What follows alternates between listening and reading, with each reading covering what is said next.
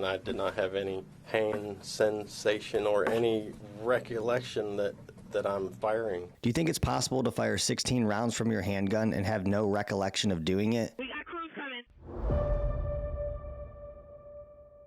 The Breonna Taylor incident is actually a story of poor tactics, poor decision making, and from what I can tell based on what I've seen and heard, the warrant was likely conducted by a group of officers still stuck in the time of back in my day. As usual, my aim here is to be as factual as possible while giving you my opinion based on my own training and experiences. This doesn't make me right, but it does provide a different perspective. And the information points to what I think is a cultural problem in law enforcement in general. The problem with almost all tactical scenarios is that we rarely get to analyze the details and are left with having to take an officer's word for it. And sometimes these personal experiences alone are used to develop tactics and ultimately drive decision making. Personal experiences are great, but they are even better when they are backed up with verifiable facts. This isn't about politics, legal procedure, storytelling, or special interests, but this is about accountability. If for whatever reason you are not familiar with the Breonna Taylor incident, I'll give you a brief synopsis. Louisville Metro Narcotics investigators executed a search warrant at an apartment.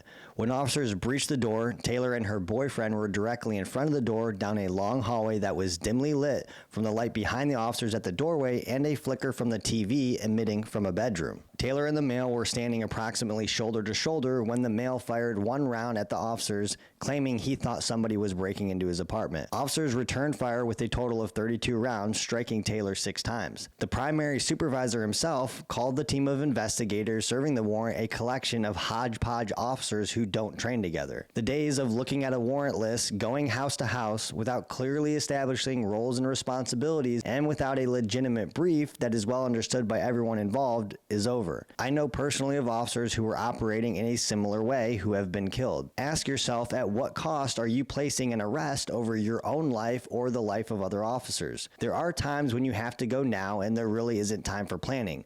But in order to do that well, it's all the prior planning for the other warrants and training you have already done that allows you to be successful in those instances. There wasn't much of a warrant brief conducted before the warrant at Taylor's apartment. An officer did say they briefly talked about the warrant on a whiteboard at the office. The whiteboard indicated warrant locations and a hospital route rather than actual drawings of Taylor's apartment structure, how they would approach, who would stand where in the stack, who was responsible for what, where the LCC was, who was responsible for the medical plan, who was going to knock, or how the shield was going to be used to cover the breacher or the team. At most, a breacher was designated at the secondary location where they kinda talked about it.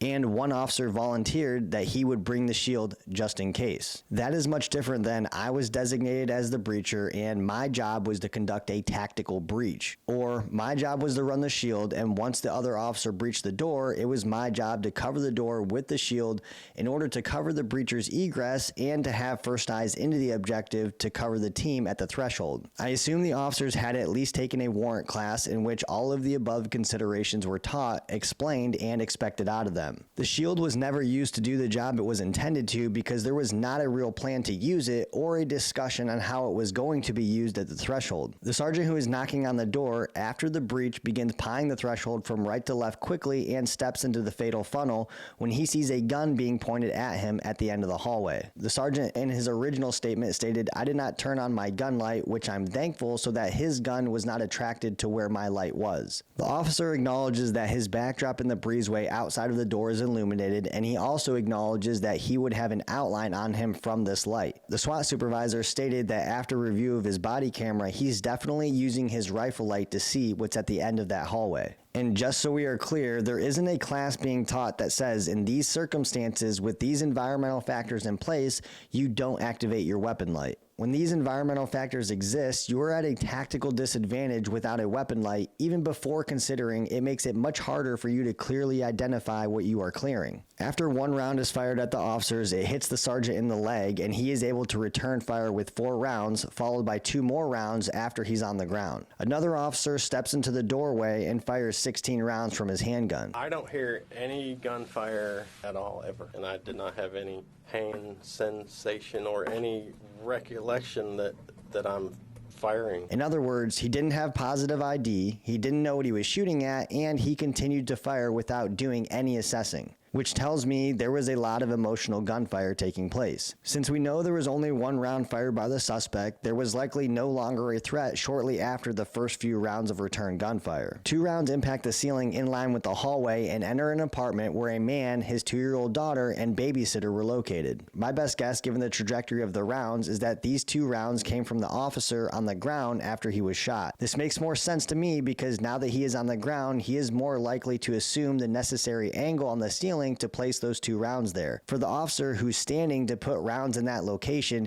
he would have to be aiming up at such an egregious angle that it's very unlikely they came from him. There were 14 projectiles recovered from the apartment. They were collected from various areas, none of them being listed as being removed from any inside thresholds and none being removed from the ceiling. There's no way to know whose rounds belong to who due to the limited markings of comparative value, where the fired rounds were neither identified nor eliminated as having been fired from any of the officer's handguns. While the shooting is still taking place, another officer moves out towards the parking lot and fires a total of 10 rounds into the apartment, 5 through the patio door and 5 through Taylor's bedroom window. 3 of the rounds fired by the officer pass through the living room and dining area and enter the neighbor's apartment where a pregnant woman, her son, and partner were home, with at least 1 round traveling all the way through to their patio door.